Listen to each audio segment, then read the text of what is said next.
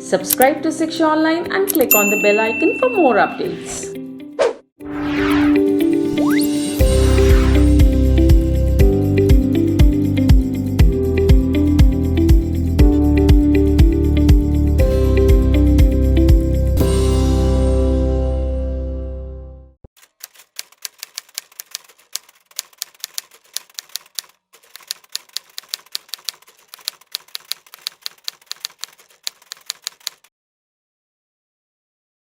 Hello students, I welcome you to the lesson Equilibrium of the Firm under Different Market Structure.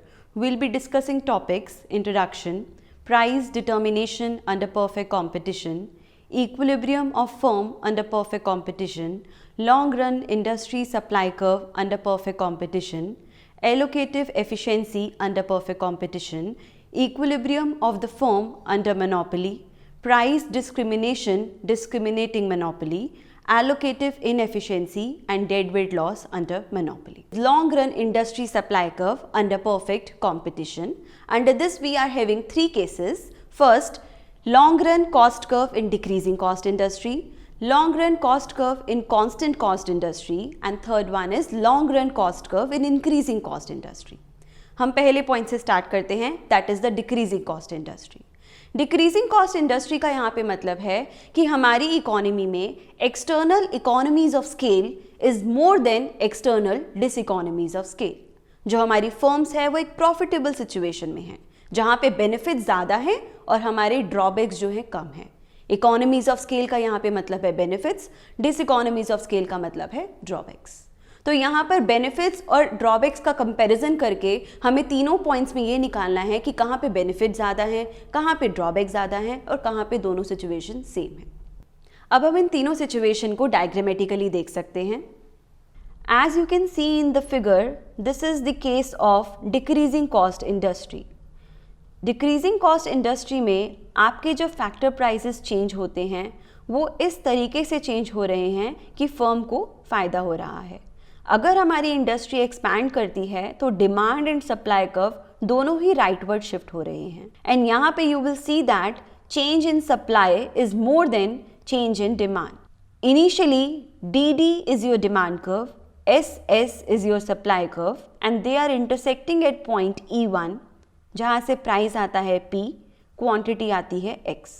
जब हमारी industry expand करेगी, demand curve will shift to D1, supply curve will shift to S1. Here you will observe that shift in supply is more than shift in demand, जिसकी वजह से हमारा price reduce होता है from P to P1 and quantity हमारी increase होती है from X to X1 और हमारा न्यू इंटरसेक्शन आता है at point E2.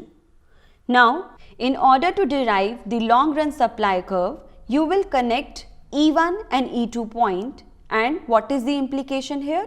It is a downward sloping long run supply curve, which means that when the price falls, the quantity rises.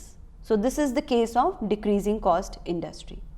As now you can see in the figure, here when the industry expands, again आपका demand curve and supply curve rightward shift करेंगे. But यहाँ पे notice करने वाली बात ये है कि जो आपका demand में shift है उतनी ही क्वांटिटी से आपकी सप्लाई शिफ्ट हो जाएगी. That means initially D is the demand curve, S is the supply curve, intersection at point E1. जब हमारी इंडस्ट्री ने एक्सपैंड करा, new demand curve is D1, new supply curve is S1 and new intersection is E2.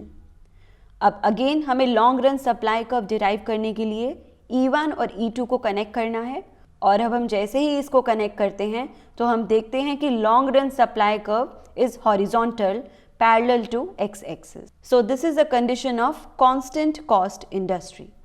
Now you can see in the figure, this is a case of increasing cost industry. Increasing cost industry में आपका जो shift in demand है वो comparatively ज़्यादा होता है shift in supply से. जब आपकी इंडस्ट्री एक्सपैंड करती है, यहाँ पे उसको एक्सपैंड करने में ज़्यादा फ़ायदा नहीं है क्योंकि उसकी कॉस्ट इंक्रीजिंग है.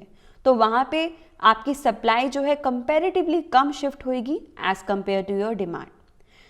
Here initial demand curve is D, Initial supply curve is SS and the intersection is E1, giving the quantity X and the price P.